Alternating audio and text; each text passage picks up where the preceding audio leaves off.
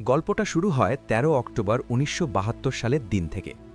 উরুগুয়ের একটা খুব নামকরা রাগবি টিম, যার নাম ওল্ড ক্রিশ্চিয়ান্স ক্লাব, তারা একটা বিমানে চড়ে চিলির উদ্দেশ্যে রওনা হয়।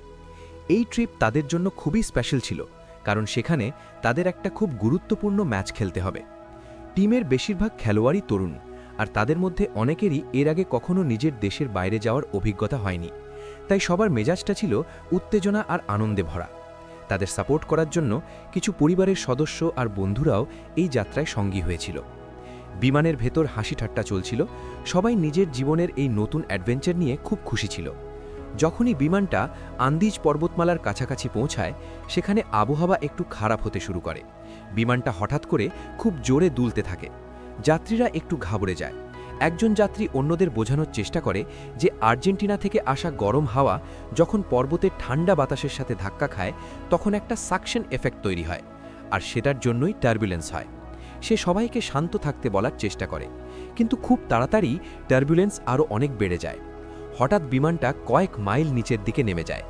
পাইলটরা পুরো জোর লাগিয়ে বিমানকে কন্ট্রোল করার চেষ্টা করে, ঝড়ো হাওয়ার মধ্য দিয়ে বের করার চেষ্টা করে। বিমানের ভেতরের দৃশ্য খুবই ভয়ঙ্কর হয়ে যায়। লোকজনের মালপত্র করিডরে পড়তে থাকে, সবাই সিট শক্ত করে ধরে বসে থাকে। এক মুহূর্তের জন্য মেঘের ফাঁক দিয়ে সূর্য দেখা যায়। সবার মনে হয় হয়তো সব ঠিক হয়ে যাবে, কিন্তু পরের মুহূর্তেই বিমানটা নিচে পড়ে যায় আর সোজা পর্বতের চূড়ায় আঘাত করে। ধাক্কাটা এত জোরালো ছিল যে বিমানটা দুই ভাগ হয়ে যায়। বিমানের টেলের অংশটা আলাদা হয়ে যায়, আর বাতাসের চাপে একজন খেলোয়াড় উড়ে বিমান থেকে বাইরে পড়ে যায়। বিমানের সামনের অংশটা, যেখানে এখনও যাত্রীরা বসা ছিল, সেটা বরফের ওপর দিয়ে খুব জোরে স্লাইড করতে থাকে। শেষে সেটা একটা বরফের স্তূপে গিয়ে থামে, কিন্তু থামার ধাক্কায় ভেতরের সিটগুলো একে অপরের সাথে ধাক্কা খেয়ে চুরমার হয়ে যায়। এই দুর্ঘটনায় অনেকেই প্রাণ হারায়। দৃশ্যটা খুবই ভয়ঙ্কর আর গা ছমছমে হয়ে যায়। এখানে সিন কাট হয়, আর আমরা দুর্ঘটনার ঠিক পরের দৃশ্য দেখি। যারা বেঁচে গেছে তারা শকের মধ্যে আছে, কিন্তু ধীরে ধীরে সিট থেকে বেরিয়ে আসার চেষ্টা করে, যাতে আটকে পড়া লোকদের সাহায্য করতে পারে। চারপাশে রক্ত আর ধ্বংসাবশেষ ছড়িয়ে ছিটিয়ে আছে। দুজন মেডিকেল স্টুডেন্ট যারা যাত্রীদের মধ্যে ছিল, তারা তাৎক্ষণিকভাবে কাজে লেগে যায়। তারা ভাঙা হাত পাওয়ালাদের শান্ত করার চেষ্টা করে আর যতটা সম্ভব ফার্স্ট এইড দেওয়ার চেষ্টা করে। কেউজন পাইলটের ককপিটের দিকে যায় চেক করতে, কিন্তু পাইলট খুব গুরুতর আহত ছিল আর মাত্র কয়েকটা কথা বলার পর মারা যায়। বেঁচে যাওয়া লোকেরা দেখে যে বিমানের রেডিও পুরোপুরি নষ্ট হয়ে গেছে, কাজ করছে না। কেউজন বাইরে বেরিয়ে সাহায্যের জন্য চিৎকার করে, কিন্তু চারপাশে শুধু নিস্তব্ধতা আর বরফ ছাড়া আর কিছুই নেই। রাত হতেই তাপমাত্রা খুব দ্রুত নেমে যায়। আন্দিজের ঠান্ডা সহ্যের বাইরে চলে যায়। বেঁচে থাকার জন্য সবাই বিমানের ভাঙা অংশের ভেতর একসাথে গুটিসুটি মেরে শুয়ে পড়ে, যাতে শরীরের তাপ একে অপরের সাথে শেয়ার করতে পারে। বিমানে যে বড় বড় গর্ত হয়ে গিয়েছিল, সেগুলো বন্ধ করার জন্য তারা মৃতদেহ আর ব্যাগ ব্যবহার করে, যাতে ঠান্ডা হাওয়া ভেতরে না ঢোকে। রাতটা খুব কষ্টের ছিল, অনেকে ব্যাঠার জন্য কাঁদছিল। পরের সকালে যখন সূর্য ওঠে, তখন তারা দেখে যে রাতভর আরও কয়েকজন ঠান্ডায় জমে মারা গেছে। ঝড় এখন শান্ত হয়ে গেছে, সূর্যের আলো চকচক করছে। বেঁচে যাওয়া লোকেরা বাইরে বেরিয়ে দেখে দূর দূরান্ত পর্যন্ত শুধু বরফ আর পর্বত। তখনই তারা বুঝতে পারে যে তারা সভ্যতা থেকে অনেক অনেক দূরে। গ্রুপ সিদ্ধান্ত নেয় জীবিত থাকতে হলে তাদের একসাথে হতে হবে। তারা বিমানের ভেতর থেকে ভাঙা সিট আর ধ্বংসাবশেষ বাইরে বের করে, যাতে রাতে ঘুমানোর জন্য সবার জন্য জায়গা হয়। যারা আহত, তাদের সবচেয়ে বেশি রোদ পড়ে এমন জায়গায় শুইয়ে দেওয়া হয়, যাতে একটু গরম পায়। এখন সিন চলে যায় বেঁচে যাওয়া লোকদের ম্যানেজমেন্টের দিকে। তারা প্রত্যেকটা স্যুটকেস আর ব্যাগ খুব মনোযোগ দিয়ে চেক করে। যা কিছু কাজের মনে হয় তা আলাদা করে রাখে। সবচেয়ে জরুরি কাজ ছিল খাবার খুঁজে বের করা। পুরো বিমান তল্লাশির পর খুব অল্প পরিমাণে চকলেট আর ওয়াইন পাওয়া যায়। মৃতদেহগুলোকে বিমান থেকে দূরে নিয়ে গিয়ে বরফ দিয়ে ঢেকে দেওয়া হয়, যাতে পচন না ধরে, আর আশা করা হয় যে রেস্কিউ টিম এলে সেগুলো নিয়ে যাবে। সব কিছু গোছানো হয়ে গেলে তারা খুব অল্প পরিমাণে স্ন্যাক খায়। হঠাৎ একটা বিমানের আওয়াজ শোনা যায়। সবাই পুরো জোরে চিৎকার করে আর হাত নাড়ে, কিন্তু বিমানটা তাদের না দেখেই চলে যায়। দ্বিতীয় রাতে তারা একটু ভালো প্রস্তুতি নিয়ে ঘুমোতে যায়। ব্যাগ থেকে কাপড় বের করে ব্ল্যাঙ্কেটের মতো ব্যবহার করে, আর গর্তগুলো স্যুটকেস দিয়ে ঢেকে যায়। তৃতীয় দিনে ন্যান্ডো নামের একজন, যে দুর্ঘটনার পর থেকে অজ্ঞান ছিল, তার হুঁশ ফিরে আসে। বাকিরা তাকে সব বোঝায়। ন্যান্ডোর অবস্থা খুব খারাপ, কিন্তু সে কোনো রকমে তার বোনের কাছে যায়, যে নিজেও খুব ক্রিটিক্যাল কন্ডিশনে ছিল। ন্যান্ডো যখন তার মায়ের খোঁজ করে তাকে বলা হয় মা দুর্ঘটনায় মারা গেছেন। এটা শুনে ন্যান্ডো ভেঙে পড়ে আর তার বাবার কথা ভাবতে থাকে, যিনি উরুগুয়েতে একা আছেন। পানির অভাব মেটাতে তারা মেটালের টুকরোতে বরফ রেখে সূর্যের তাপে গলিয়ে পানি বানায়। তারা সুটকেস দিয়ে বরফের ওপর একটা বড় এক্স বানায়, এই আশায় যে ওপর দিয়ে যাওয়া বিমান এই সিগন্যাল দেখতে পাবে। আরেকটা বিমান যখন ওপর দিয়ে যায়, তারা মিরর দিয়ে সূর্যের আলো রিফ্লেক্ট করে আর চিৎকার করে। তারা লক্ষ্য করে বিমানের ডানা একটু টিল্ট হয়েছে, মনে হয় পাইলট হয়তো দেখেছে আর ফিরে আসবে। কিন্তু পরের দিন যখন আবার বিমানের আওয়াজ শোনে, সেটা অনেক দূর থেকে আসছে, অর্থাৎ সার্চ অপারেশন অন্য এলাকায় চলছে, তাদের খুঁজে পাওয়া যায়নি। এরপর সিন কাট হয় আর গ্রুপ টি সার্ভাইভাল অপশন নিয়ে আলোচনা শুরু করে। তাদের মনে পড়ে যে বিমানের ব্যাটারি টেইলের অংশে ছিল, যেটা আলাদা হয়ে পড়ে গেছে। তারা ভাবে ব্যাটারি পেলে রেডিও চালাতে পারবে। কেউজন মিরর আর সিটের চামড়া দিয়ে চশমা বানায়, যাতে স্নো ব্লাইন্ডনেস থেকে বাঁচতে পারে। 4 জন সার্ভাইভার পাহাড়ের ওপরে টেল খুঁজতে যায়, কিন্তু কয়েক মাইল ওপরে যাওয়ার পর বুঝতে পারে যে ক্র্যাশ সাইট এত গভীর আর বরফে ঢাকা যে দূর থেকে একদম দেখা যায় না। অর্থাৎ রেস্কিউ বিমানের পক্ষে তাদের খুঁজে পাওয়া প্রায় অসম্ভব। ঠিক তখনই আবহাওয়া খারাপ হয় আর বরফ পড়তে শুরু করে, তাই 4 জনই ফিরে আসে। দিন যায়, 1 সপ্তাহ কেটে যায় আর তাদের রেশন শেষ হয়ে যায়। ওই এলাকায় কোনো প্রাণী নেই, গাছপালাও নেই। ক্ষুধায় কষ্ট পেয়ে তারা পাথরে লাগা মাংস খাওয়ার চেষ্টা করে, কিন্তু স্বাদ খুব খারাপ। ন্যান্দো, যার খুব বাস্তববাদী চিন্তাধারা, সে বলে জীবিত থাকতে হলে মৃতদেহের মাংস খেতে হবে। এই কথায় গ্রুপে ঝগড়া শুরু হয়। কেউ বলে এটা পাপ, কেউ নৈতিকতার কারণে মানা করে, কেউ রাজি হয় না। সময় যায়, খিদে এত বেড়ে যায় যে লোকে জুতোর ফিতা, সিগারেট পর্যন্ত খেতে শুরু করে। 8ম দিনে ন্যান্দোর বোন মারা যায়। এটা আর একটা বড় ধাক্কা। কোকো নামের একজন তার বাবা মাকে একটা চিঠি লিখতে শুরু করে, যেখানে সে এই ট্র্যাজেডির বর্ণনা দেয়, কিন্তু সেই সাথে জায়গাটার সৌন্দর্যের কথাও লেখে। পরের কয়েকদিনে আরও ঝড় আসে। তারা খুব কষ্ট করে বিমানের ভেতর লুকিয়ে বেঁচে থাকে। 11তম দিনে এসে গ্রুপের অর্ধেক লোক হাল ছেড়ে দেয় আর ঘোষণা করে তারা অনুমতি দিচ্ছে যদি তারা মারা যায় তাহলে বাকিরা তাদের শরীর খেয়ে বেঁচে থাকতে পারে। তারপর কয়েকজন বাইরে যায় আর কাঁচের টুকরো দিয়ে মৃতদেহ থেকে মাংস কাটতে শুরু করে। এটা দেখে ধীরে ধীরে বাকিরাও মত বদলায় আর বেঁচে থাকার জন্য মাংস খেতে রাজি হয়, শুধু 5 জন ছাড়া, যারা এখনও ক্যানিবালিজমের বিরোধী। পরের দিন তারা একটা সিস্টেম বানায়।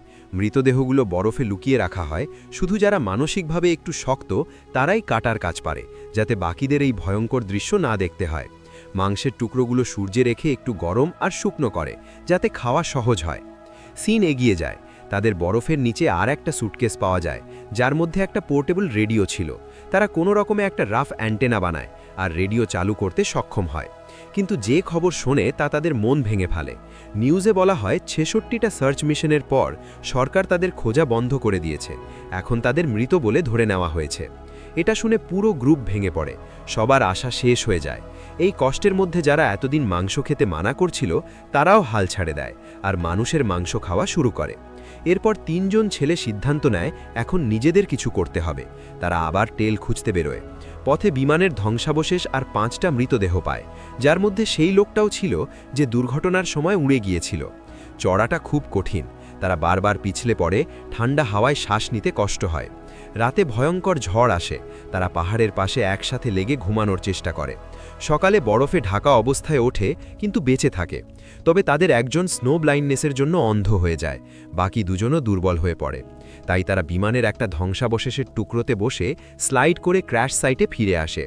এই ভয়াবহ অভিজ্ঞতার পর যে শেষ লোকটা মাংস খাচ্ছিল না, সেও কাঁদতে কাঁদতে মাংস খেতে শুরু করে। 17তম দিনে সিন শিফট হয়। গ্রুপ গত 5 দিন ধরে একটা টানা ঝড়ের মুখোমুখি হচ্ছিল। তারা বিমানের ভেতর বন্দী, মুড হালকা করার জন্য একে অপরকে গল্প শোনাচ্ছিল। হঠাৎ একটা জোরে শব্দ হয় আর একটা বড় বরফের ধস পাহাড় থেকে নেমে বিমানকে পুরোপুরি বরফে ভরিয়ে দেয়। যারা উপরে ছিল তারা বেঁচে যায়, কিন্তু বাকিরা বরফের নিচে চাপা পড়ে যায়। উপরের লোকেরা প্যানিক করে আর দেখে বাইরে ঝড় আরও জোরালো হয়েছে। তারা হতাশ হয়ে বরফ খোঁড়া শুরু করে, যাতে নিচের লোকদের বাঁচাতে পারে। অনেক পরিশ্রম আর চিৎকার চেঁচামেচির পর বেশিরভাগ লোককে বের করে আনে, কিন্তু একজন মহিলা যে অনেক গভীরে চাপা পড়েছিল দম বন্ধ হয়ে মারা যায়। ঠিক তখনই আর একটা অদ্ভুত শব্দ শোনা যায় আর একটা বরফের ধস আসে। এবারেও তাদের চাপা দেয়। এবারে টিম ক্যাপ্টেন সহ আরও কয়েকজন মারা যায়। বেঁচে যাওয়া লোকেরা তাড়াতাড়ি বরফে কয়েকটা গর্ত বানায় যাতে শ্বাস নিতে পারে। এখন তারা পুরোপুরি বরফের নিচে আটকে গেছে। তারা শুধু প্রার্থনা করতে পারে আর পড়তে থাকা বরফের শব্দ শুনতে পারে। যখন একটু শক্তি ফিরে আসে, তারা বিমানের ভেতর জায়গা করার জন্য 8টা মৃতদেহ এক কোণে সরিয়ে রাখে। 18তম দিনে তারা বরফের নিচে 2 দিন কাটিয়ে দেয়। ক্ষুধা খুব যন্ত্রণাদায়ক হয়ে যায়। আর কোনো উপায় না থাকায় তাদের মৃতদেহ থেকে মাংস নিতে হয়। কিন্তু এবার এটা খুব কঠিন, কারণ তারা বিমানের ভেতর বন্দী, মৃতদেহ লুকানো যাচ্ছে না। তারা জানে কার বন্ধুর মাংস খাচ্ছে। এই পরিস্থিতিতে নুমা নামের একজন এত রাগ আর হতাশ হয় যে পাগলের মতো বরফ খোঁড়া শুরু করে। এই প্রক্রিয়ায় কাঁচ দিয়ে তার পা গভীরভাবে কেটে যায়, কিন্তু সে থামে না। 20তম দিনে অবশেষে সে বরফে একটা গর্ত বানাতে সক্ষম হয়, যার মাধ্যমে বাকি সার্ভাইভাররা বাইরে বেরোতে পারে। বাইরে এসে তারা স্বস্তির নিঃশ্বাস ফেলে যে তারা বেঁচে আছে। গ্রুপ আবার বিমানকে বরফ থেকে বের করার কাজে লেগে যায়। নুমা দেখে তার পায়ের জখম গভীর, কিন্তু ঠান্ডার জন্যে ব্যথা অনুভব করছে না, তাই সে সেটা ইগনোর করে কাজ চালিয়ে যায়।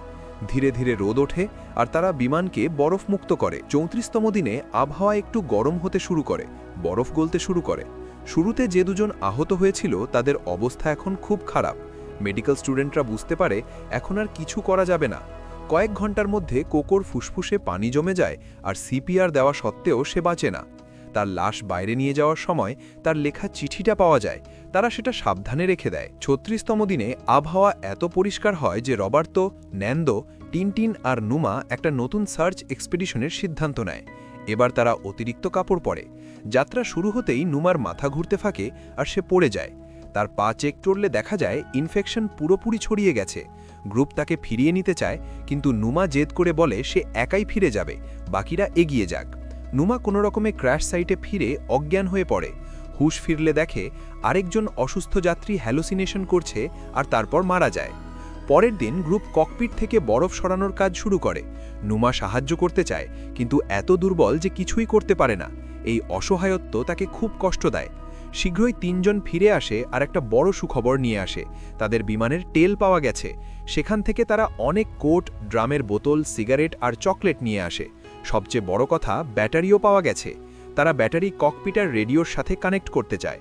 অনেক চেষ্টার পর রেডিওতে স্ট্যাটিক নয়েজ আসে, কিন্তু কাউকে কানেক্ট করতে পারে না, কোনো রেসপন্স আসে না। দিন আবার কাটতে থাকে। গ্রুপ এখন বাইরে যেতে ভয় পায়, কারণ বাইরের ঠান্ডা প্রাণঘাতী। নুমার ইনফেকশন এখন তার পুরো শরীরে ছড়িয়ে পড়ছে। টিনের খাবারও শেষ হতে চলেছে, তাই আবার মৃতদেহ থেকে মাংস নিতে হয়। এখন এটা তাদের রুটিন হয়ে গেছে। নুমা বুঝতে পারে তার বেশি সময় বাকি নেই, তাই সে খাওয়া বন্ধ করে দেয়, যাতে অন্যদের জন্য বেশি খাবার থাকে। রেডিও ঠিক করার আরেক চেষ্টায় শর্ট সার্কিট হয়ে যায়, আর সেই আশাও শেষ হয়। রাগে তারা বিমানের গায়ে সার্ভাইভারদের সংখ্যা লিখে রাখে। আরেকটা ট্রিপের সময় টেল সেকশনে ওয়াটারপ্রুফ ফ্যাব্রিক পায়, যেটা পাইপ কভার করছিল। তাদের আইডিয়া আসে এটা দিয়ে একটা স্লিপিং ব্যাগ বানানো যেতে পারে, যা রাতের ঠান্ডা থেকে বাঁচাবে। ছোট রেডিওটা এখনও চলছে। সেখানে তারা শোনে যে ক্র্যাশের 58 দিন পরেও এয়ারফোর্স আরেকটা এয়ারক্রাফট পাঠানোর পরিকল্পনা করছে। এই কথায় আবার তর্ক হয়, অপেক্ষা করবে নাকি নিজেরাই সাহায্য খুঁজবে। রবার্তো হতাশ হয়ে স্লিপিং ব্যাগটা ছিঁড়ে ফেলে। মুড হালকা করার জন্য গ্রুপ পাখির ডাক ইমিটেট করে আর একটা ক্যামেরা পেয়ে ছবি তোলে। ওই রাতে নুমা তাদের অনুমতি দেয় যে মরার পর তার শরীর খেতে পারে। সকালে তারা তাকে মৃত অবস্থায় পায়। তার হাতে একটা নোট ছিল, বন্ধুদের জন্য নিজের জান দেওয়ার চেয়ে বড় কোনো ভালোবাসা নেই। নুমার এই কথায় অনুপ্রাণিত হয়ে রবার্তো, ন্যান্দো আর টিনটিন সিদ্ধান্ত নেয় এখন আবার লড়াই করবে। তারা ওয়াটারপ্রুফ ফ্যাব্রিক দিয়ে নতুন স্লিপিং ব্যাগ বানায়, অনেক মাংস প্যাক করে আর পশ্চিম দিকে চড়তে শুরু করে, এই আশায় যে পর্বত পেরিয়ে চিলিতে পৌঁছে যাবে। রাতে আবহাওয়া খুব খারাপ হয়। তারা বরফে গর্ত খুঁড়ে 3 জন স্লিপিং ব্যাগের ভেতর একে অপরের সাথে লেগে ঘুমায়। এই স্লিপিং ব্যাগ আইডিয়াটা কাজ করে আর তারা সকালে জীবিত ওঠে। যখন তারা একটা খুব উঁচু পর্বতের চূড়ায় পৌঁছায়, সেখানের দৃশ্য দেখে তাদের হুঁশ উড়ে যায়। তারা ভেবেছিল পর্বতের ওপারে উপত্যকা থাকবে, কিন্তু সেখানে শুধু মাইলের পর মাইল পর্বতই। এটা দেখে তারা ভেঙে পড়ে আর ভাবে ফিরে যায়, কারণ এত লম্বা যাত্রার জন্য তাদের খাবার নেই। তখন টিনটিন বলে সে ফিরে যাবে, যাতে তার অংশের খাবার রবার্তো আর ন্যান্দো ব্যবহার করে এগিয়ে যেতে পারে। টিনটিন ফিরে স্লাইড করে চলে যায় আর রবার্তো, ন্যান্দো এগিয়ে যায়। এই যাত্রা খুব লম্বা আর ক্লান্তিকর। অনেক দিন চড়াই উতরাই করার পর অবশেষে ল্যান্ডস্কেপ বদলাতে শুরু করে। বরফ কমে যায়, পাথুরে মাটি দেখা যায়। ন্যান্দোর জুতো ভেঙে গেলে রবার্তো কাপড় বেঁধে ঠিক করে। তারা থামে না। এক সন্ধ্যায় রবার্তো ক্লান্ত হয়ে পড়ে যায় আর বমি করতে থাকে, কিন্তু ন্যান্দো তাকে সাহস দেয় আর বলে আমরা পারব। সকালে তারা আবার হাঁটতে শুরু করে। তাদের পরিশ্রম ফল দেয় যখন তারা একটা নদী পায় যেখানে তাজা পানি আর গাছপালা দেখা যায়। হঠাৎ ন্যান্দোর চোখে নদীর ওপারে একজন লোক পড়ে যে ঘোড়ায় চড়ে তাদের দিকে তাকিয়ে আছে। এটা দেখে তাদের চোখের ওপর ভরসা হয় না। নদীর শব্দ খুব জোরে, তাই লোকটা তাদের চিৎকার শুনতে পায় না। ন্যান্দো আর রবার্তো চিৎকার করে আর হাত নাড়ে। লোকটা ইশারা করে চলে যায়, কিন্তু পরের দিন ফিরে আসে। সে নদীর ওপার থেকে একটা পাথরের সাথে কাগজ আর পেন্সিল বেঁধে ছুঁড়ে দেয়। ন্যান্দো কাগজে লেখে তারা উরুগুয়ের বিমান দুর্ঘটনার সার্ভাইভার, তাদের বন্ধুরা পর্বতে আহত অবস্থায় আছে, সাহায্য চাই। সেই কাগজটা আবার লোকটার দিকে ছুঁড়ে দেয়। লোকটা, যার নাম সার্জিও, মেসেজ পড়েই তাড়াতাড়ি সাহায্য আনতে চলে যায়। শীঘ্রই খবর এয়ার রেস্কিউ সার্ভিস পর্যন্ত পৌঁছে আর একটা রেস্কিউ মিশন প্ল্যান করা হয়। সার্জিও ফিরে এসে ন্যান্দো আর রবার্তোকে তার কেবিনে নিয়ে যায়। সেখানে অনেক দিন পর তারা প্রথমবার ভালো খাবার পায়। কিছুক্ষণের মধ্যেই সেখানে রিপোর্টারদের ভিড় জমে যায়। তারা অদ্ভুত অদ্ভুত প্রশ্ন করতে থাকে। ক্র্যাশ সাইটে বাকি লোকেরা রেডিওতে শোনে যে ন্যান্দো আর রবার্তোকে পাওয়া গেছে। পুরো গ্রুপ খুশিতে নেচে ওঠে। তারা নিজেদের পরিষ্কার করে, চুল ঠিক করে যাতে রেস্কিউ এলে ভালো দেখায়। তারা মালপত্র প্যাক করে আর বিমানের কিছু টুকরো স্মৃতিচিহ্ন হিসেবে রাখে। শীঘ্রই আকাশে হেলিকপ্টারের আওয়াজ শোনা যায়। রেস্কিউ হেলিকপ্টারে রবার্তো আর ন্যান্দো আছে। তারা পাইলটদের গাইড করছে ক্র্যাশ সাইট কোথায়। ৭১তম দিনে অবশেষে সেই মুহূর্ত আসে যার জন্য সবাই অপেক্ষা করছে। হেলিকপ্টার ল্যান্ড করে আর সার্ভাইভাররা খুশিতে কাঁদতে থাকে। একজন পুরো রেস্কিউ অপারেশন রেকর্ড করছে। সার্ভাইভাররা জেদ করে যে তারা নিজেদের ব্যাগ সঙ্গে নিয়ে যাবে, জায়গা কম হলেও। মোট ১৬ জন জীবিত বেঁচে ছিল। হেলিকপ্টার যখন শহরে পৌঁছায়, তাদের পরিবার সেখানে আগে থেকেই অপেক্ষা করছে। মিলনের দৃশ্য খুব আবেগ মুহূর্ত হয়। সার্ভাইভারদের হাসপাতালে নিয়ে যাওয়া হয়। ডাক্তাররা রিপোর্টারদের বাইরে রেখে তাদের পুরো চেক আপ করে। তাদের শরীর কঙ্কালের মতো হয়ে গেছিল, খুব কষ্ট করে হাঁটতে পারত। প্রত্যেককে আলাদা বেড দেওয়া হয়, কিন্তু সেই রাতে তারা একা ঘুমাতে ভয় পায় আর ট্রমার কারণে সবাই একসাথে গুটিসুটি মেরে ঘুমায়, ঠিক যেমন পর্বতে ঘুমাতো। মুভির শেষে দেখা যায় সার্ভাইভাররা আবার স্বাভাবিক জীবনে ফেরার চেষ্টা করছে, কিন্তু সেই অভিজ্ঞতা তাদের চিরকালের জন্য বদলে দেয়। তারা সেই বন্ধুদের কথা মনে করে যারা নিজের জান দিয়ে বাকিদের বাঁচতে সাহায্য করেছিল। এখানেই গল্প শেষ। যদি এই ভিডিও বা গল্প তোমার ভালো লেগে থাকে তাহলে চ্যানেল সাবস্ক্রাইব করতে ভুলে যেও না আর বেল আইকনও প্রেস করে দাও যাতে এরকম আরও ভিডিও তোমার কাছে পৌঁছায়।